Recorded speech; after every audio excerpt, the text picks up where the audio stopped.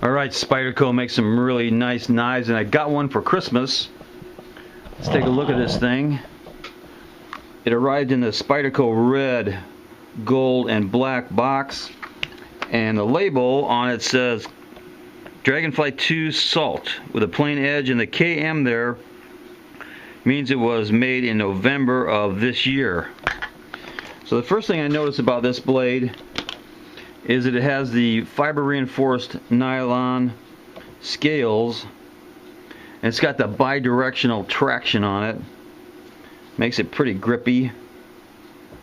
And the blade is made of a nitrogen based steel alloy to give it that rust proofing. This thing weighs 1 ounce, and the blade is 2 1/4 inches long, but the sharp part of the blade is 1 7/8 inches. Overall length is 5 1/2 inches.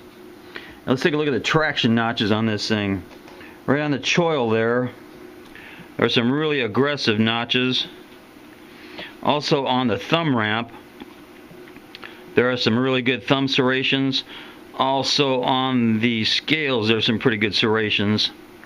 And this thing has a paperclip type pocket clip. It's reversible from right hand tip up to left hand tip up, and it's got the spine lock, or the lock back, whatever you want to call it. No blade play at all. So let's do a cut test on this thing.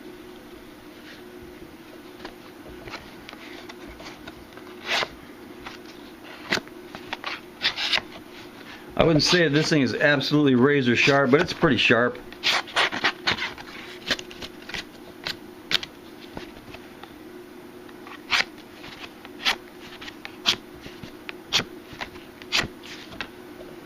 Yeah, it's pretty sharp right out of the box. And I've been able to keep my Salt H1 blades pretty sharp. I got several of them now. I'm going to do a quick comparison. This is a Delica 4. I carry this thing all the time. You can see the Salt, or the Dragonfly, is quite a bit shorter. It's about 1 inch shorter. And I know that the Dragonfly is half as much weight as the Delica 4. So that's going to be a pretty good carry knife. That's the Spyderco Dragonfly2. Be another nice choice for EDCing. Especially if you live near the water. Knuckle bomb.